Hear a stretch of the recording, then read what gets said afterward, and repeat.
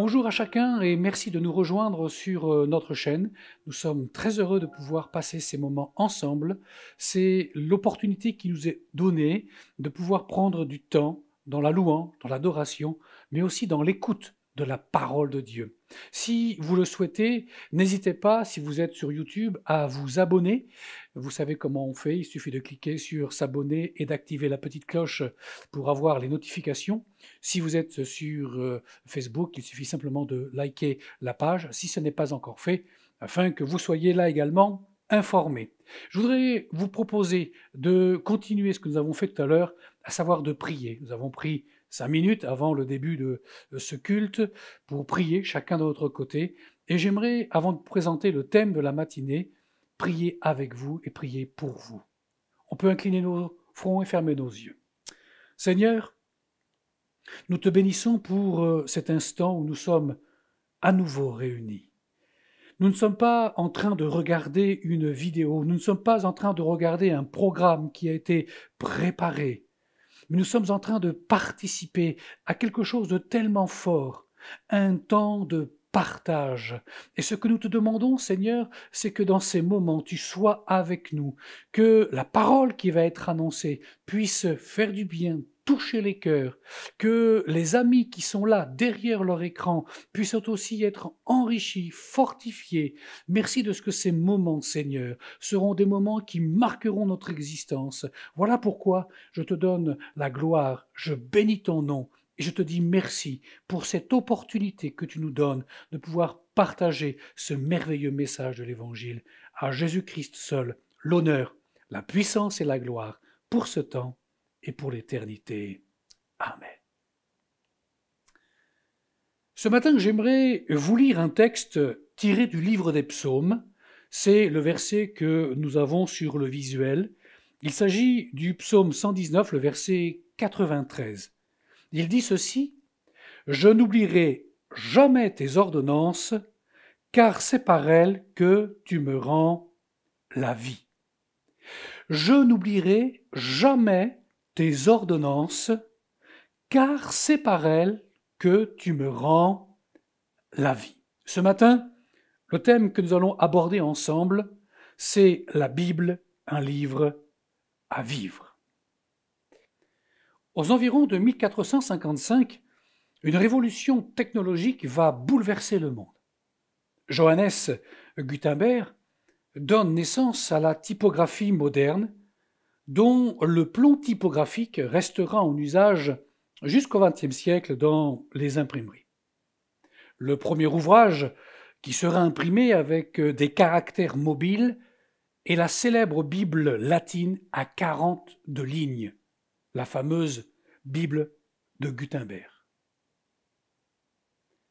Depuis 7 ans, on n'a jamais cessé d'imprimer des Bibles. Et elle existe aujourd'hui en plus de 3320 langues, en partie ou en entier. En cette période de confinement, certains éditeurs de la Bible vous annoncent une augmentation entre 40% et 140% des ventes de Bibles. Alors on dit oui, c'est toujours un best-seller, c'est-à-dire le livre le plus vendu. Mais est-il le livre le plus lu? 66 livres, 1189 chapitres, une quarantaine d'auteurs sur une période de rédaction d'environ 1600 ans.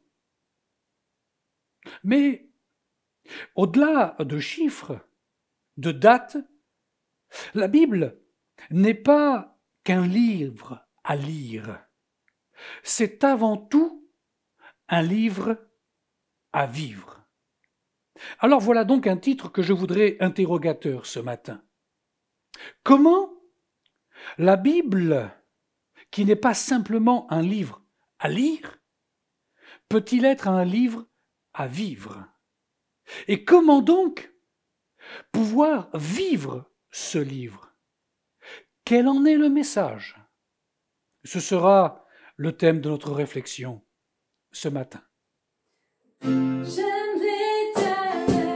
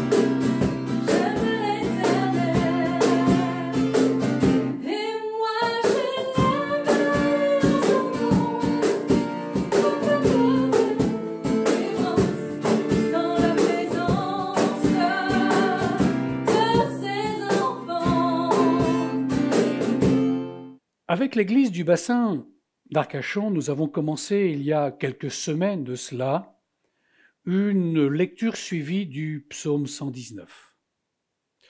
Si vous êtes quelque peu habitué à la lecture de la Bible, vous êtes forcément obligé de savoir que le psaume 119, c'est le chapitre le plus long, avec 176 versets. C'est un chapitre qui est divisé en fait en 22 strophes. 22 strophes, une pour chaque lettre de l'alphabet hébreu. En fait, c'est un poème alphabétique. En moyenne, il faut environ 20 minutes pour lire ce seul chapitre dans son entier.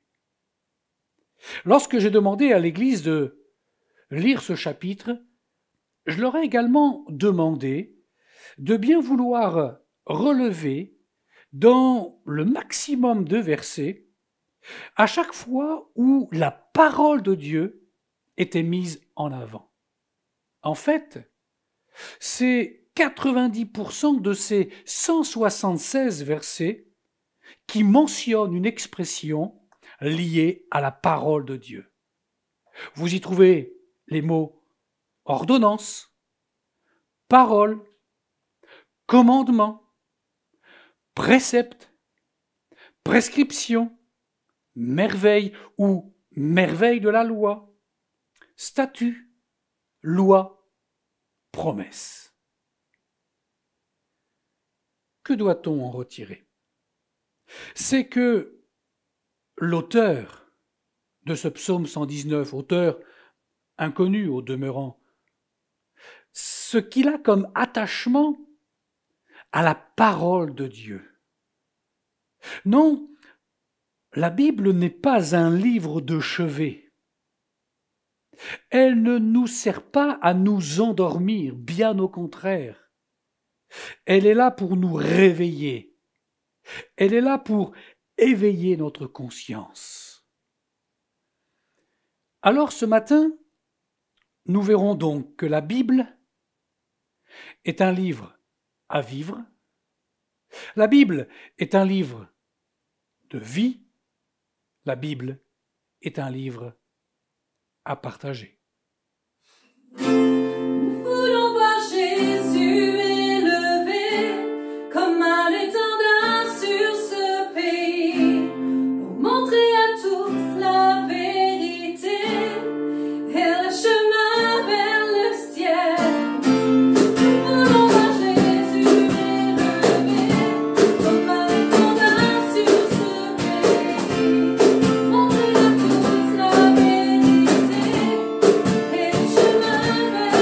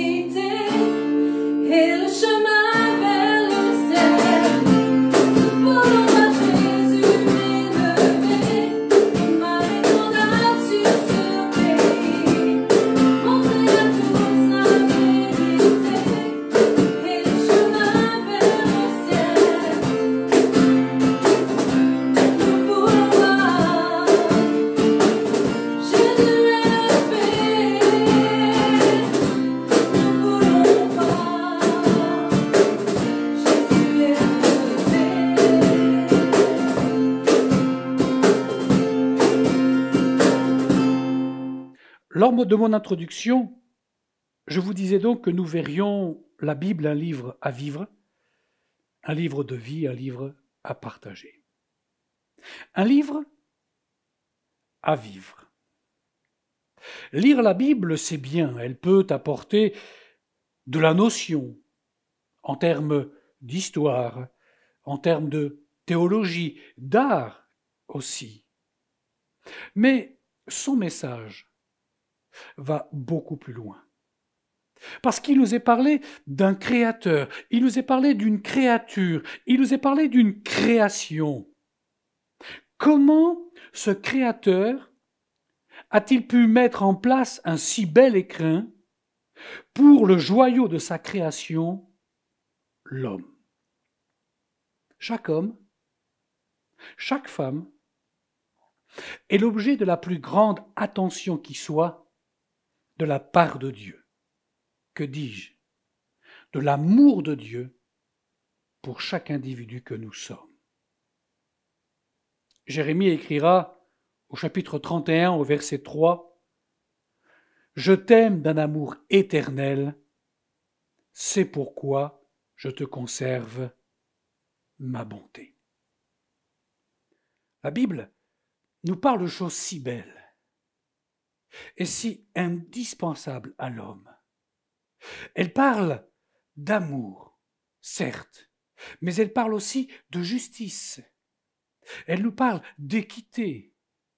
Elle nous amène à regarder au plus profond de notre conscience parce qu'elle nous parle d'éternité. Elle nous met aussi en face de notre responsabilité. Elle nous parle certes de péché comme nous le verrons tout à l'heure. Elle nous parle de condamnation, mais aussi elle nous parle de pardon et d'espoir.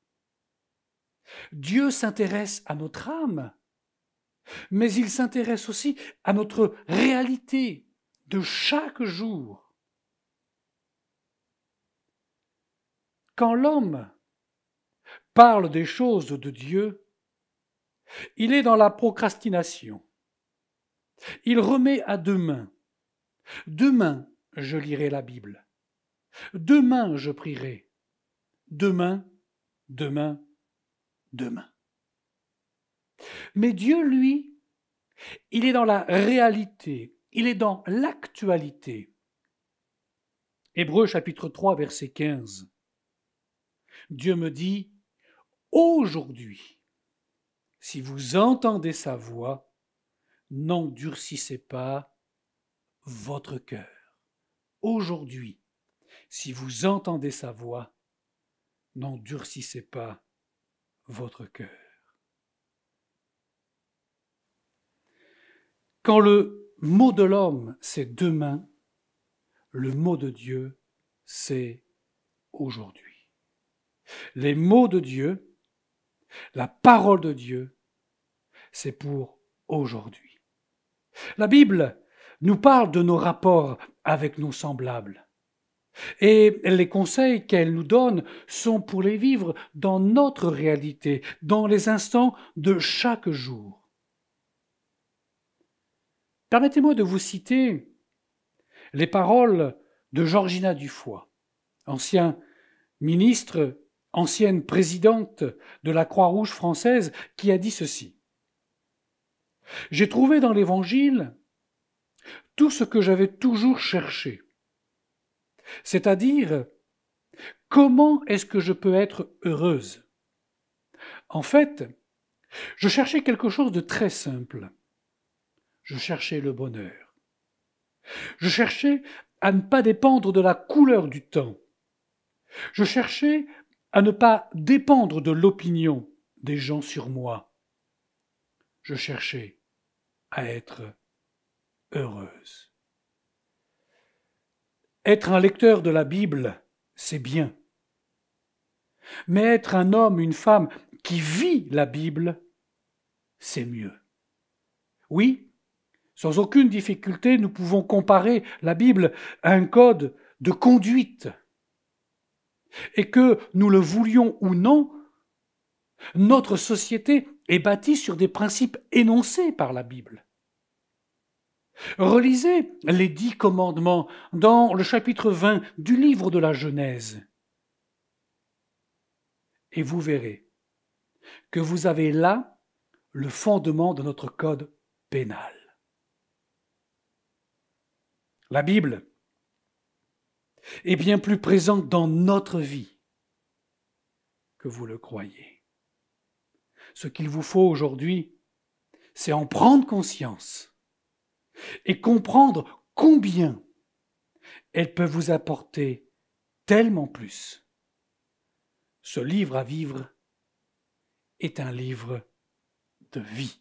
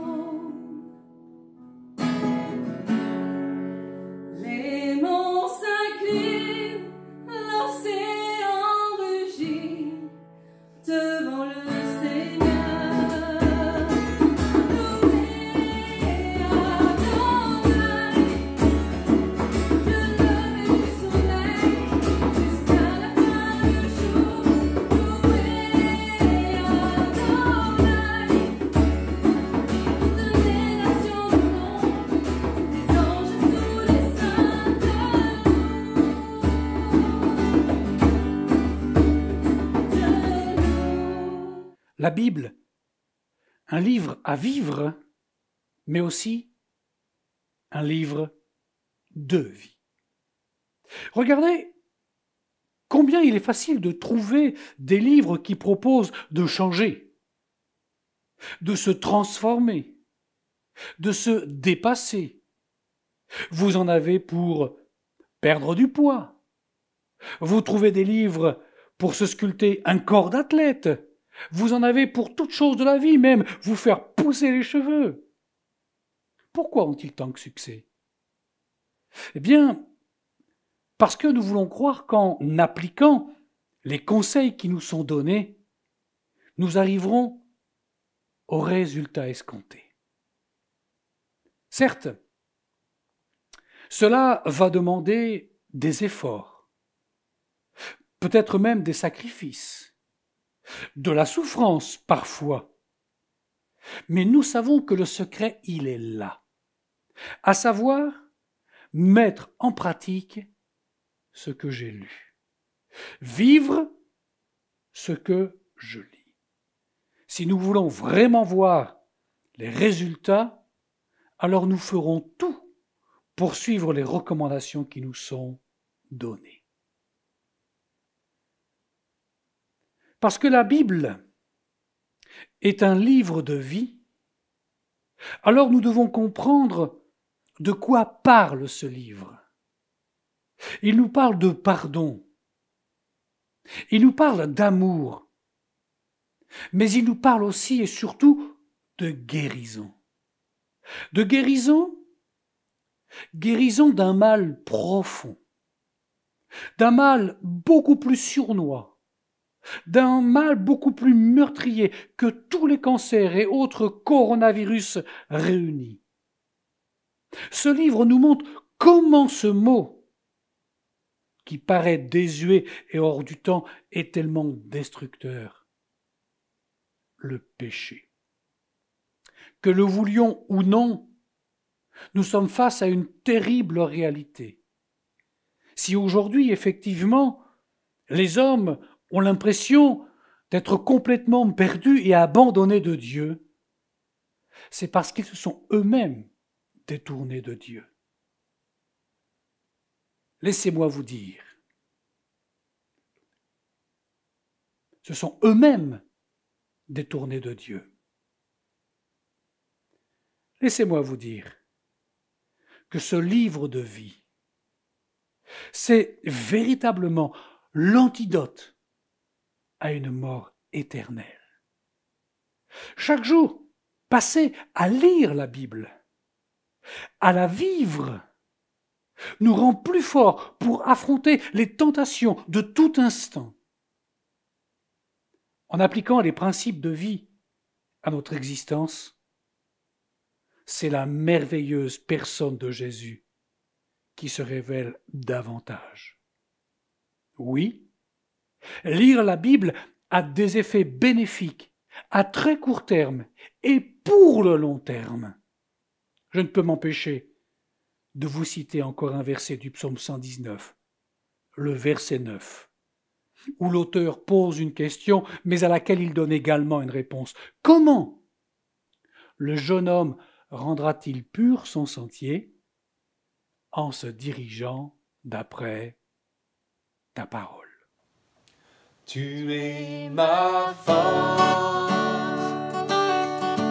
incomparable, incomparable. Tu viens à moi, tu es l'espoir, incomparable, incomparable. Tu viens à moi, l'abondance de ta grâce, par la puissance de ton nom, tu me relèves, tu me relèves. Amour divin, inébranlable, intarissable, tu viens à moi, dans l'abondance de ta grâce, par la puissance de ton nom, tu me relèves, tu me relèves, l'abondance de ta grâce, par la puissance de ton nom, tu me relèves, tu me relèves. Ta bonté, Seigneur, s'élève jusqu'aux cieux. Ta fidélité atteint les nuées.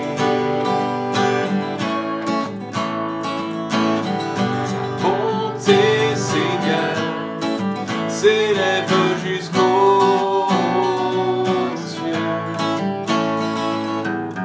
Ta fidélité atteint les nuées.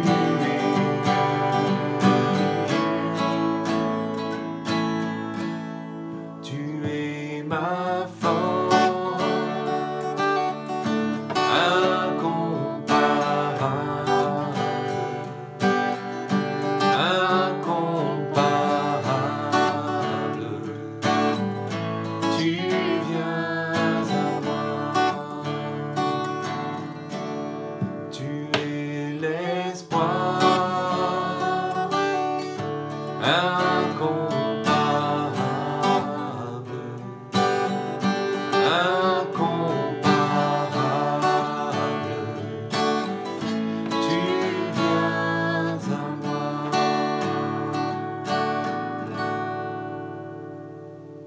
La Bible, un livre à vivre, un livre de vie, un livre à partager.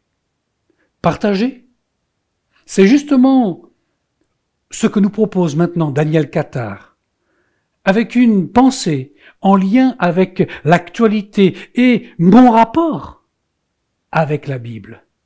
Nous l'écoutons dès maintenant. Bonjour à tous, frères et sœurs et amis qui nous regardez derrière votre écran. En ces temps troublés que nous vivons, beaucoup ont du temps et c'est l'occasion de redécouvrir des activités que nous n'avions pas le temps de faire. Et le matin, lorsque, avec mon épouse, nous marchons de bonne heure, nous avons remarqué que beaucoup de jardins sont vraiment superbement bien entretenus. Et oui, il y a du temps maintenant pour entretenir ces jardins, du temps qu'on n'avait pas forcément autrefois. Mais pour d'autres, cette période troublée, cette période de confinement, peut rapidement devenir pesante, peut être difficile à vivre. Et ce matin, je voudrais vous donner une parole d'encouragement. Je voudrais vous apporter une réflexion que j'ai eue moi-même à propos des bénéfices que l'on peut retirer de notre relation avec notre Dieu. Oui, en ces temps si particuliers, c'est peut-être l'occasion de nous rapprocher de notre Dieu. Alors quand je parle des bénéfices que nous pouvons retirer de notre relation avec Dieu, je ne parle pas ici de finances, non, je parle d'un bien beaucoup plus précieux, d'un bien inestimable, d'un bien que tout le monde recherche, tout le monde en a besoin, et personne ne peut se l'acheter, mais c'est un bien qui est vraiment extrêmement précieux. Ce bien, c'est le bonheur. Alors vous pouvez me dire, oui, mais c'est quand même surprenant de parler de bonheur, alors que pour certains c'est difficile de vivre ces périodes de confinement. Mais justement, le vrai bonheur ne dépend pas des circonstances. Il ne dépend pas des biens que je possède ou que je ne possède pas. Non, le vrai bonheur, c'est Dieu lui-même qui le verse, qui le déverse dans mon cœur. On peut lire dans Jérémie au chapitre 32, au verset 39, « Je leur donnerai un même cœur, une même voix, afin qu'ils me craignent toujours, pour leur bonheur et celui de leurs enfants après eux. » Pour leur bonheur. C'est le but, le désir, le souhait de notre Dieu, le bonheur de ses enfants. Oui, je disais tout à l'heure, le bonheur ne doit pas dépendre des circonstances, et même dans ces périodes de confinement, notre bonheur ne doit pas dépendre de nos circonstances. Mais notre bonheur doit dépendre de ce que Dieu va placer dans notre cœur. Le vrai bonheur, c'est lui-même. C'est Dieu lui-même qui nous le donne. Et ce bonheur que Dieu peut nous donner va dépendre très largement de notre relation que nous avons avec lui. C'est pourquoi je disais tout à l'heure que c'était important de passer du temps avec notre Dieu, notre relation avec Dieu. C'est l'occasion peut-être de remettre en question dans notre cœur cette relation que nous avons chacun avec Dieu. Lorsque nous sommes avec nos amis, et ici je parle de véritables amis, je ne parle pas des amis que certains ont sur Internet, certains ont jusqu'à 2000, 3000 ou plus encore d'amis sur Internet, mais ce ne sont pas des véritables amis. Non, l'ami véritable dont je parle, c'est celui dont Proverbe 17 nous en parle en disant l'ami, le véritable ami, aime en tout temps. Et dans le bonheur, il se montre un frère. Oui, l'amitié est une amitié inconditionnelle. L'amitié du véritable ami, c'est cette amitié qui va le conduire à nous supporter, à nous aider dans les moments difficiles, à nous porter lorsque nous sommes vraiment dans la difficulté. C'est ça le véritable ami. Et lorsque nous sommes dans la présence d'un véritable ami, eh bien notre cœur est dans la joie. Chacun, nous avons quelques amis, généralement on les compte sur les doigts d'une main, mais quel bonheur, quelle joie d'être avec eux lorsque nous pouvons être réunis avec eux. Et ici, je voudrais vous parler de l'amitié de Dieu. Oui, Dieu veut être aussi notre ami. C'est dans le psaume 25, au verset 14, dont il est question de cette amitié. Voici ce que dit le psaume, chapitre 25, verset 14. L'amitié de l'Éternel est pour ceux qui le craignent, et son alliance leur donne instruction. Il est question de l'amitié de l'Éternel. Alors que recouvre exactement ce terme d'amitié? L'amitié, en hébreu, ce mot signifie assemblée, conseil, relation interne, conseil secret, intimité. Il est ici question de la communication intime que l'Éternel veut avoir avec nous. N'est-ce pas une dimension extraordinaire, merveilleuse? Et je nous invite, vous et moi, à méditer sur le sens de la relation que Dieu veut avoir avec chacun de nous, sur cette relation d'amitié profonde, d'amitié véritable. L'ami véritable, oui, c'est celui qui aime en tout temps, et notre Dieu nous aime en tout temps. Même lorsque nous-mêmes, nous ne faisons pas cas de son amitié. Nous ne réalisons pas quel précieux trésor Dieu nous a donné en nous offrant son amitié. Oui, qui a déjà goûté l'amitié de Dieu? Lorsque, par exemple, nous nous laissons envahir par les paroles de Jésus qui nous parlent de son amour pour nous, pour chacun de nous, pour chacun, pour chacune, Dieu ne fait pas de différence. Jésus ne fait pas de différence. Il nous aime de façon tellement profonde, tellement personnelle. Il nous connaît si intimement, même si nous ne le considérons pas comme un ami. Ou nous le considérons mal, pas comme l'ami qu'il veut être. En tout cas, pas avec la dimension que Dieu place dans ce terme. Cette relation intime, elle est liée à une autre notion, celle d'adoration. L'adoration, c'est vraiment la relation qui peut exister entre deux êtres, entre le Créateur et sa créature. La créature qui adore son Créateur. Ici, c'est l'amitié, mais qui est transcendée par le fait que nous réalisons que notre ami, notre Dieu, est justement notre Dieu. Cette adoration qui nous conduit naturellement à nous soumettre à sa volonté, qui, je le rappelle, est bonne, agréable et parfaite.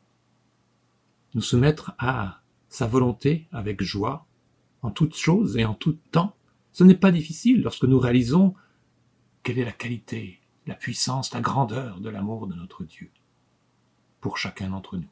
C'est un amour personnel. Dieu ne nous aime pas de façon globale, comme il aime l'humanité, non, il aime chacun de nous.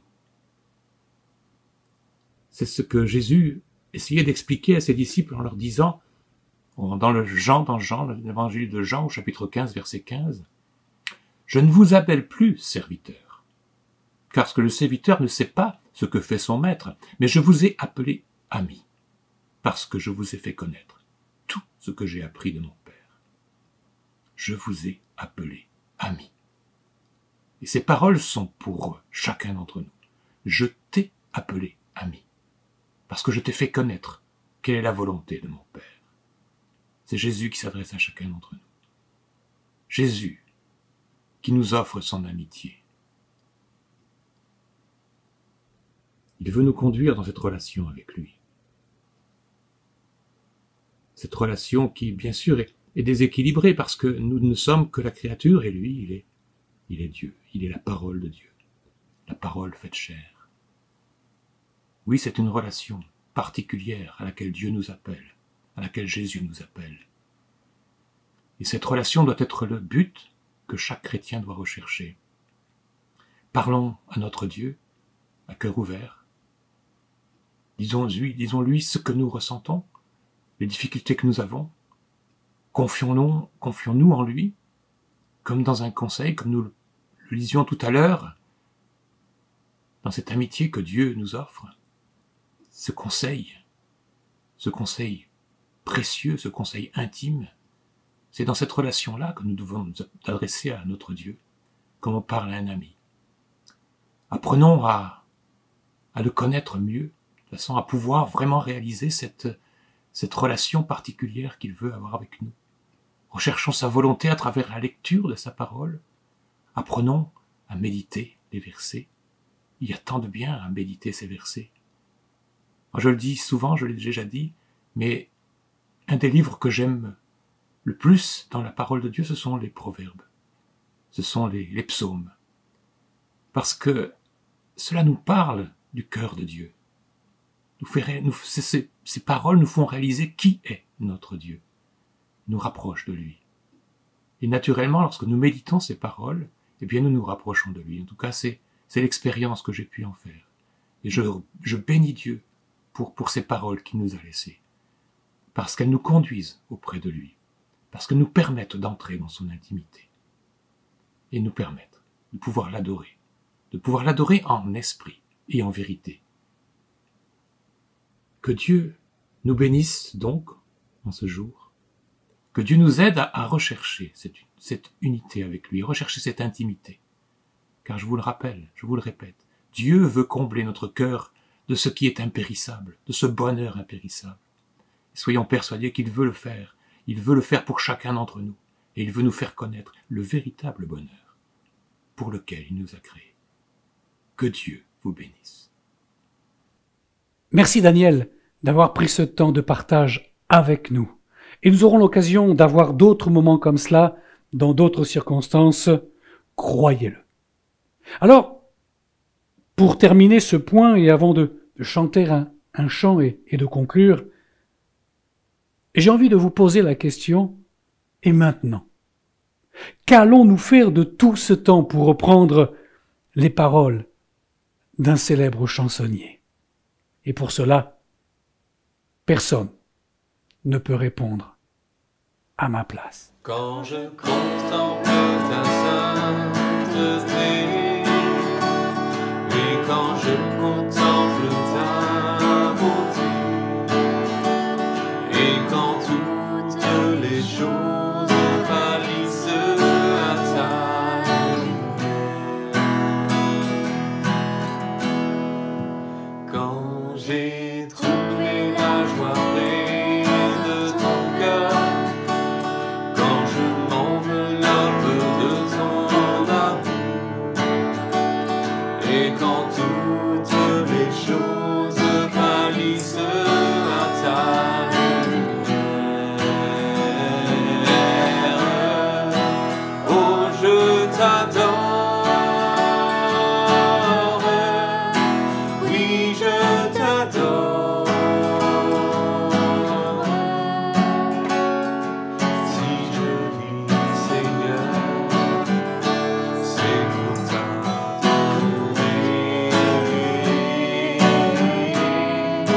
Oh, je t'adore, oui, je t'adore. Si je vis, Seigneur, c'est pour t'adorer. Quand je contemple ta sainteté, et quand je contemple ta beauté, et quand toutes les choses pâlissent à ta lumière, quand j'ai trouvé la joie près de ton cœur, je m'enveloppe de ton amour. Et quand toutes les choses pâlissent à ta lumière, oh je t'adore, oui je t'adore. Si je vis, Seigneur, c'est pour t'adorer. Oh, je t'adore, oui, je t'adore. Si je vis, Seigneur, c'est pour t'adorer. C'est la raison pour laquelle je vis. C'est la raison pour laquelle je vis. C'est la raison pour laquelle je vis. Pour t'adorer, mon Dieu.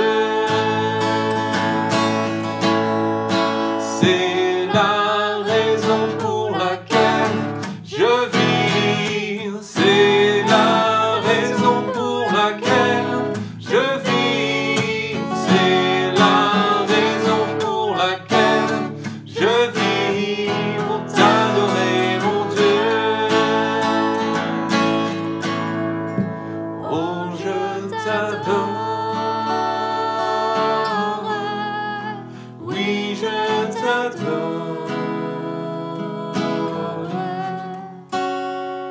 Si je vis, Seigneur, c'est pour t'adorer.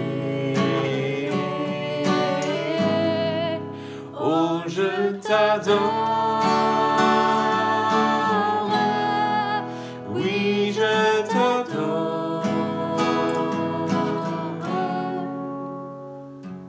Si je vis, Seigneur, c'est pour t'adorer.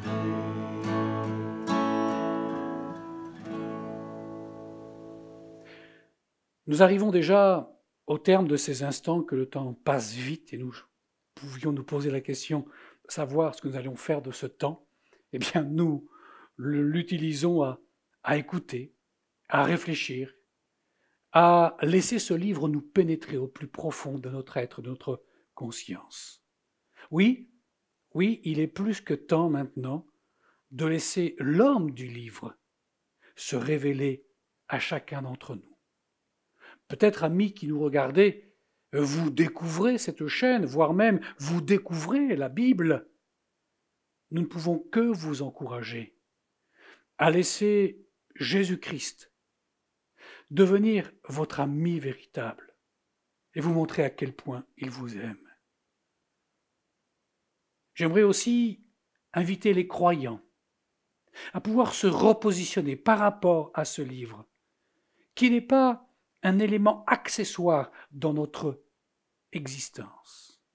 Dans cette période de confinement, n'avons-nous pas là une excellente occasion, certes pour le rencontrer, ou tout simplement pour revenir à lui?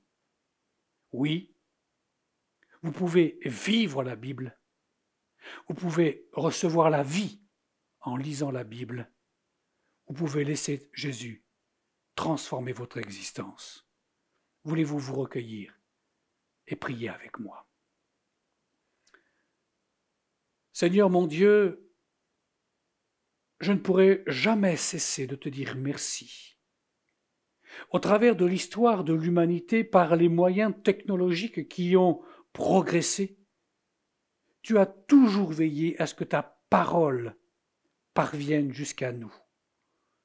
Elle est là aujourd'hui, nous la possédons sous différentes formes, mais son message reste d'actualité. Depuis le livre de la Genèse au livre de l'Apocalypse, nous pouvons y découvrir tout l'amour que tu as pour chacun d'entre nous.